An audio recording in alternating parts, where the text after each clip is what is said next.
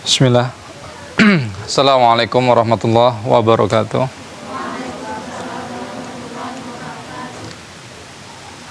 Alhamdulillah hamdan katsiran thayyiban mubarakan fi kama yuhibbu rabbuna wa yarda wa asyhadu an la ilaha illallah wahdahu la syarikalah wa asyhadu anna Muhammadan abduhu wa rasuluh. Allahumma shalli wa sallim wa barik ala nabiyyina Muhammad wa ala alihi wa ashabihi wa man tabi'ahum bi ihsanin ila yaumiddin. Amma ba'd. Alhamdulillah kita bersyukur memuji Allah Subhanahu wa taala atas nikmatnya kita bisa berkumpul di tempat yang insyaallah diberkahi oleh Allah Subhanahu wa taala. Salat beriring salam semoga tetap tersampaikan kepada suri tauladan kita yaitu Nabi Muhammad sallallahu alaihi wasallam yang mana beliau bersabda inna min afdhali ayyamikum yaumul jumu'ah. Hari yang terbaik yang kalian miliki itu adalah hari Jumat. Kemudian kita diperintahkan oleh Nabi fa aksiru fihi as-salata alayya, untuk memperbanyak solawat kepada Nabi Sallallahu Alaihi Wasallam. Kata Nabi SAW, man sholla alayya sholatan sallallahu alaihi ashron. Siapa yang bersolawat untukku 1 kali, maka Allah akan membalas untuknya 10 kali lipat solawat. Ini menunjukkan keutamaan yang sangat luar biasa, ya. Apalagi di hari Jumat ini. Kemudian solihat semuanya yang dimuliakan Allah Subhanahu Wa Taala. Masya Allah, semuanya sudah pegang Al-Quran, ya. Kita di sini insya Allah dalam rangka menghidupkan Al-Quran, dan kita berupaya supaya bisa berlepas daripada pengaduan Nabi kita Muhammad Sallallahu Alaihi Wasallam. Jadi 1400 tahun yang lalu Nabi SAW itu pernah mengadu kepada Allah Subhanahu Wa Taala. Mengadu tentang apa? Ada yang tahu? Surat Al-Furqan ayat 30. Jadi ini ketika Nabi SAW mengadu sesuatu kepada Allah, berarti ini hal yang serius. Ini harus menjadi perhatian kita. Kata Nabi SAW di surat Al-Furqan ayat 30, wa qala ar-rasulu ya rabbi inna qaumi ittakhadhu hadzal qur'ana mahjura. Rasul yaitu Nabi Muhammad SAW pernah mengadu kepada Allah, wahai Rabbku, sesungguhnya kaumku menjadikan Al-Quran ini sebagai sesuatu yang diabaikan, yang ditinggalkan. Masya Allah, ya. Jadi ini pengaduan Nabi kita Muhammad SAW kepada Allah Subhanahu wa Ta'ala, bahwasanya kaumnya, yaitu kaum Quraisy dahulu, ketika disampaikan kepada mereka ayat-ayat Al-Quran, mereka kemudian mengabaikannya, ya, tidak mau mendengarkan ayat-ayat suci Al-Quran yang disampaikan kepada mereka.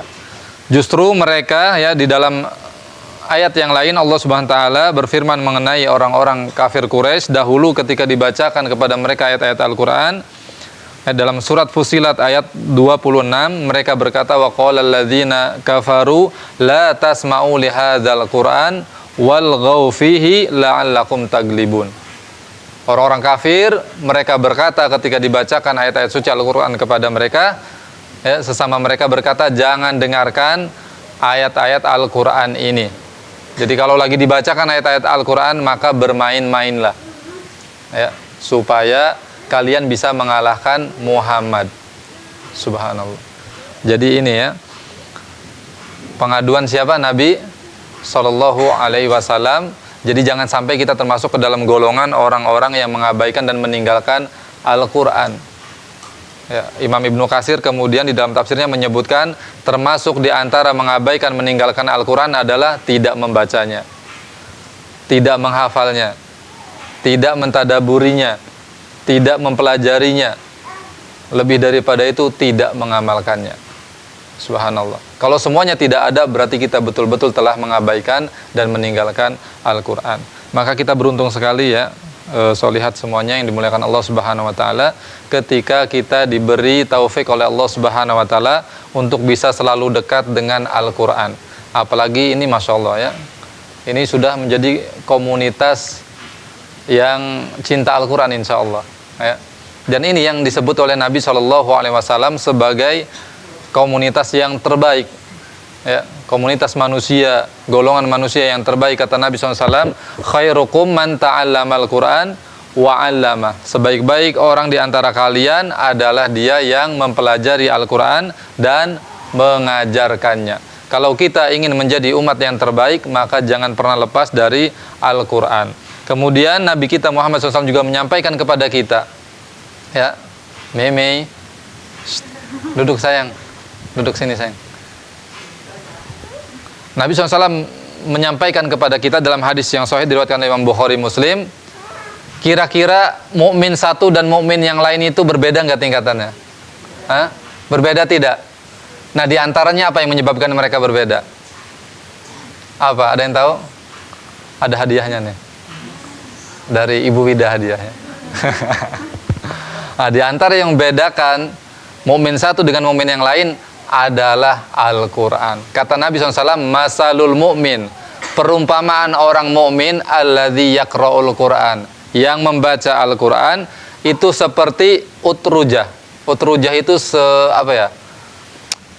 buah mirip lemon, mirip jeruk. Buah apa tuh? Tapi kalau terjemahan disebutnya jeruk, seperti buah jeruk. Aslinya utrujah itu buah yang mirip perpaduan antara lemon sama jeruk. Nggak tahu buah apa tuh namanya. Ya, disebutnya utrujah. Jadi seorang mukmin yang membaca Al-Quran itu seperti buah utrujah. Ta'muha thayyib wa rihuha thayyib. Rasanya nikmat dan aromanya sangat wangi. Subhanallah. Tetapi kata Nabi, walladzi la yaqra'ul Qur'an katamra ta'muha thayyib wa la rihalaha. Tetapi seorang mukmin, dia mukmin saja tapi dia tidak membaca Al-Quran, maka dia hanya seperti buah kurma, rasanya manis tapi tidak ada aromanya. Masya Allah. Nah, kita tinggal pilih, mau menjadi buah utrujah apa buah kurma? Gimana Solihat? Hah? Mau utrujah apa kurma? Hah? Utrujah. Berarti kalau kita mau menjadi seorang mukmin yang rasanya nikmat dan juga aromanya wangi seperti buah utrujah, berarti kita harus selalu dekat dengan Al-Quran. Kemudian juga di hadis yang lain Nabi SAW menyampaikan tentang pahala yang luar biasa bagi orang yang berinteraksi dengan Al-Quran. Kata Nabi SAW, alladzi yaqra'ul Qur'an wa huwa mahirun bihi ma'as safaratil kiramil bararah. Orang yang membaca Al-Quran dan dia membacanya dengan bagus, dengan baik, maka dia akan ditemani bersama para malaikat yang mulia. Masya Allah. Walladzi yaqra'ul Qur'an wa yata'tahu fihi wa huwa alaihi syaqun falahu ajron. Dan siapa yang baca Al-Quran dalam keadaan kesusahan karena dia masih belajar, maka baginya dua pahala. Masya Allah. Jadi orang yang berinteraksi dengan Al-Quran tidak pernah akan merugi.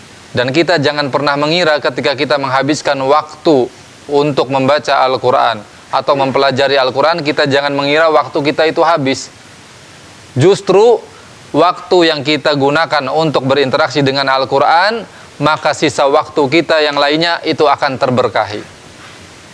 Subhanallah. Oleh karenanya, ya, Dr. Sulaiman Ruhaili itu mengabarkan kepada kita ada dua hal yang menjadi sumber keberkahan hidup seseorang.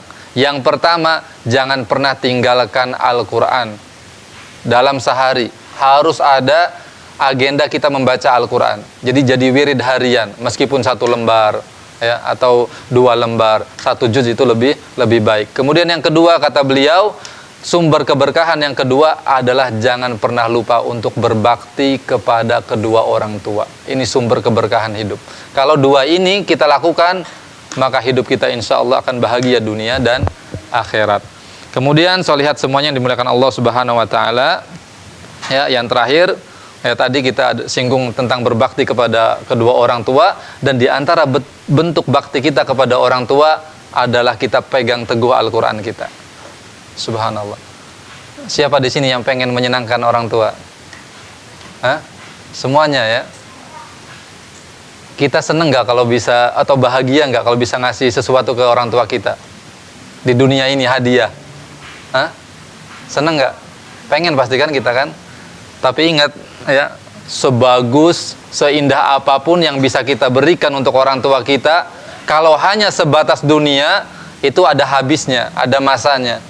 Iya enggak?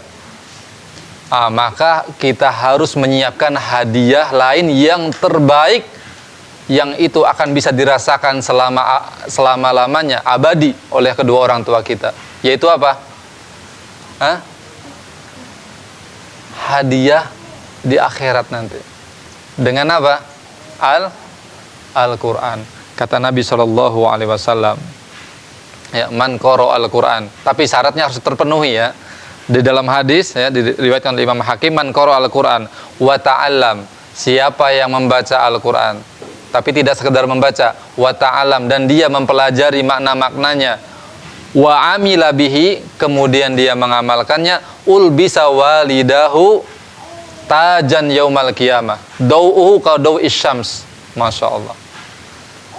Orang tuanya akan dipakaikan mahkota yang mana cahayanya seperti cahaya matahari. Subhanallah. Kemudian fayaqulan bima kusina hadza. Ketika kedua orang tuanya di akhirat mendapatkan kehormatan ini, kedua orang tuanya kemudian berkata, ya Allah, dari mana kami mendapatkan hal ini? Kemudian dikatakan kepada kedua orang tuanya, bi akhdhi waladikuma al-Quran, karena anakmu adalah seorang ahli Al-Quran yang berpegang teguh kepada Al-Quran. Masya Allah ya.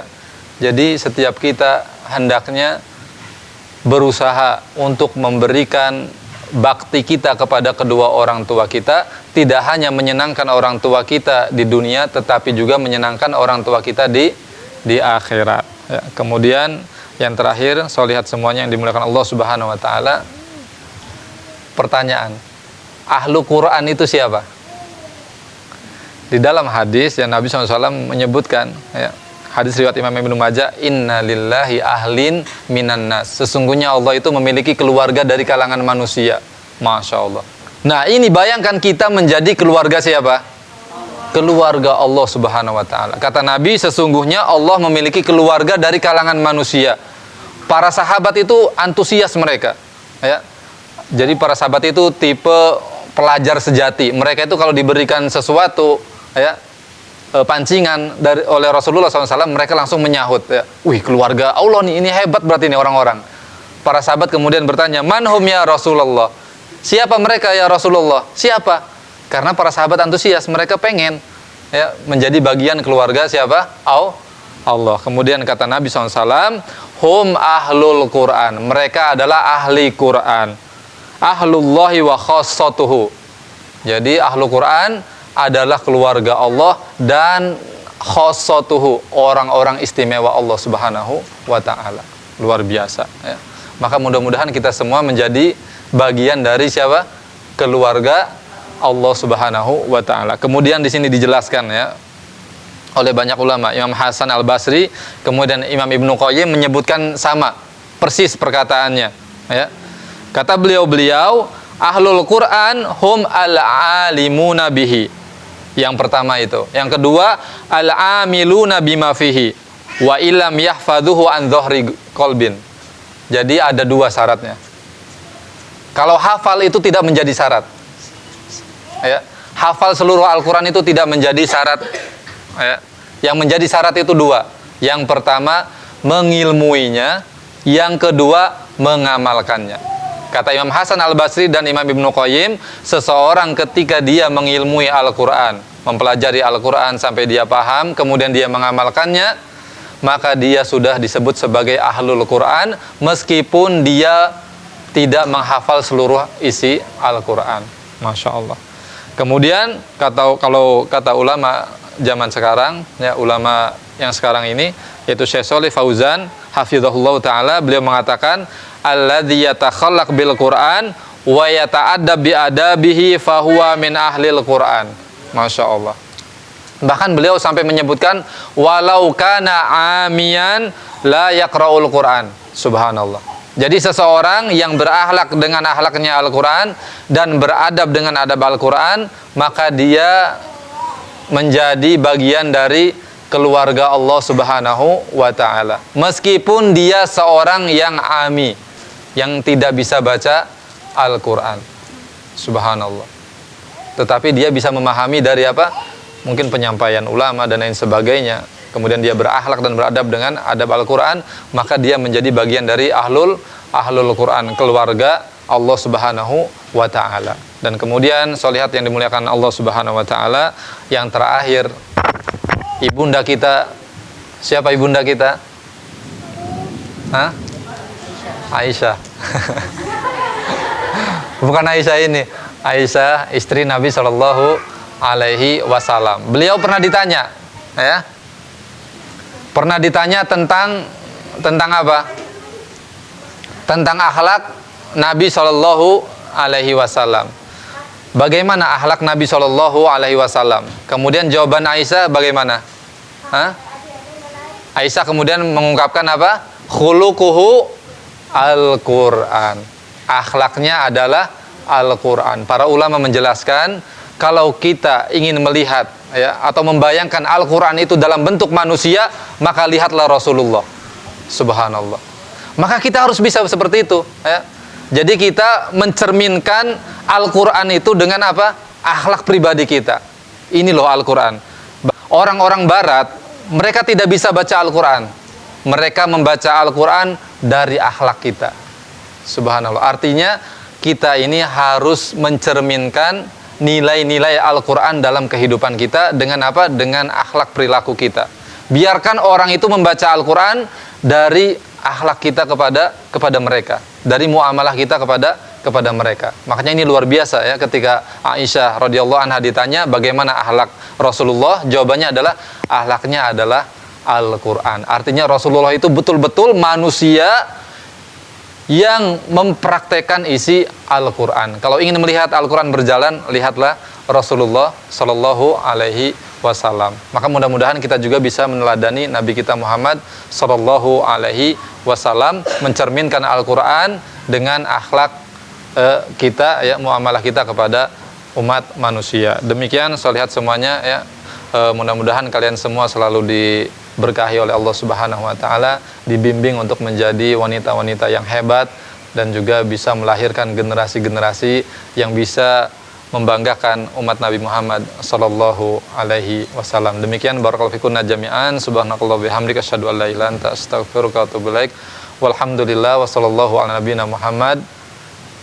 Wassalamualaikum warahmatullahi wabarakatuh.